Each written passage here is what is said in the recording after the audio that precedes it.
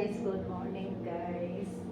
So yun guys, yung mga kadating ko lang galing na bumili ng aking pagkain guys. Ito nakabili ako ng itong saging ko nung isang araw ko pa binili ito kaya hindi ko na siya guys. Ayan. Naubusan kami ng itlog, hindi na ako nagsasabi kapag walang itlog, bumibili na ako. Ayan, bumibili nga lang ako 10 pieces. Hindi ako pwede walang itlog guys. Araw-araw kumakain ako ng itlog. Then, bumili ako na kamote yan. 5 real to. 2 piraso, grabe mahal na ang bilhin dito. 5 real sa 50. Alas na nila to. 75 pesos lang. Mahal.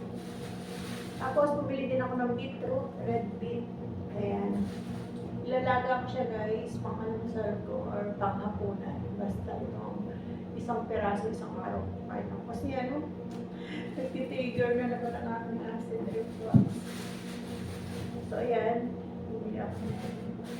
Tapos bumili din ako na ito. Kiyat ba to? Parang malaki ng kiyat to. 5 real din to guys. 6 na piraso. Tapos, siyempre, taglamig na dito guys, kaya may mais na sila. Ayan. 2 piraso, 8 real. Bali pumapatak siya ng 60 pesos ang isang piraso guys. Ayan, grabe mahal dito. Hindi kagaya sa Riyadh.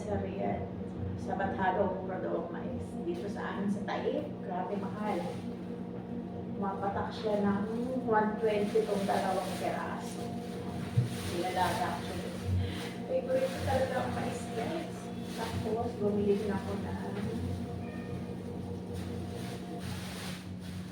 lettuce. Ito kasi lettuce guys. Ito ginagawa ko pinaka-petchay ko dito pag nagluluto ako ng ulam ko. Itong pinaka-petchay. Tapos yung iba, ang salad. So yun guys, itong aking napamili ngayong araw na ito. Magkano to? Nasa 30 real yung napamili ko ngayon sa mga.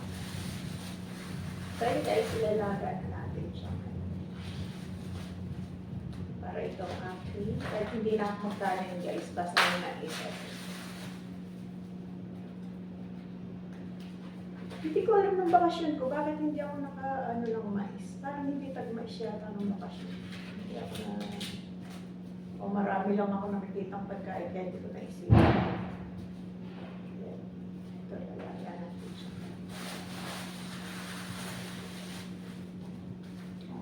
Bago daw po, sabi dun sa ano, madali lang talagang dumilaw yung kulay ng balat gawa ng nasa loob ng box. Pag ito hindi matamis, susuli ko. Char. Nakadating ko lang guys. Ano. Kahapon pa dapat ako lalabas hindi ako makalabas. May gumagawa dun sa harap ng bahay. Hindi ako papalabasin ng mga amo ko pag gano'n na may gumagawa sa labas. Kung umaga, umalis sila kahapon ng umaga, papasok. Bumalik si amo lalaki, sabi, huwag kang lalabas, may gumagawa doon sa, kumbaga yung gate namin nakabukas. Doon dumadaan yung mga nagko-construct sa taas namin, gumagawa ng elevator sa taas. Doon dumadaan sa harap ng bahay namin, bili ni amo lalaki, huwag akong magtapo ng basura, huwag akong pumunta ng tindahan kasi ayaw nila akong makita ng mga gumagawa doon. Tapos, tumawag pa si among babae na sabi nga, may gumagawa, huwag akong lalabas. Kala mo naman, naanin ko naman yung mga gumagawa. sabi ko sa akin, gusto tanda-tanda ko na para dyan.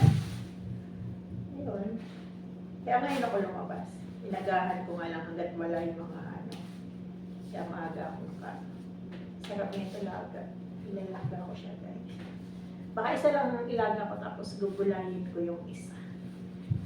Yun guys. Kasi malaki to hindi na na para isang kain ko yung isa gugulayin ko. Ayun guys, ito lang ang prutas ko. Isang at tawag doon, Pag kasi ano, hindi nakakabili si among lalaki. Kasi hindi pwede ako walang saging. Hindi, ano eh, na ano ko na, kailangan may isang saging ako araw-araw. Tapos kahit na ano ng ano ko, tapos itlog, gatas, ayan. Yan ang ano ko. Tapos may pipino naman sa ref. Ayan, pinapangkulay. Okay, lalaga ko na rin siya lahat ngayon. Tapos, i-relat ko na lang siya, guys. Ayan. Yan ang aking nabili ngayong araw na ito. Grabe. Pero okay lang pumastos ako, guys. Para naman sa sarili ko. Ang importante, okay ako dito. Hindi pagod. Talagang pagod lang talaga pag Ramadan, pag may bisita. Pero hindi naman lagi nagkakabisita, guys. Kaya, napagtyagaan ko sila kahit na madalas akong nagpo-provide sa sarili ko ng gusto kong kainin. Siyempre, gusto kong kainin. Siyempre, bumili ko. Ayun, may libre naman pagkain. Yung mga binibili naman na ano. Pero kaya lang, limit ako sa mga pagkain na ano, hindi lahat ng kinakain nila gusto ko. Kaya gano'n na. Nag-i-stock din ako ng pagkain ko, guys. Ayan, tapos kapamote rin, mga almusal ko din, ilalaga ko lang siya. Puro pang breakfast ng ano ko. Ayan, guys, tapos ng itlog. Araw-araw yan, kundi ilalaga, prito. Yan. So, yun guys, hindi na ako bumili muna ng mga Indomie, mga noodles. Stop muna ako sa noodles na yun, guys. Kasi yung sigura ako, sumusumpong. Hindi ko alam kung bakit wala naman akong kinain na iba. Basta ano, naramdaman ko na lang nagaano na naman yung acid ko. Ganyan ako pag nai-stress ako kasi mga nakarang araw meron akong medyo nag-self-pity ako tapos nga siguro na rin ang naging cause nung ko, nagulat ako pagkising ko sa nasumura ako. Kaya stop muna ako sa Indomie.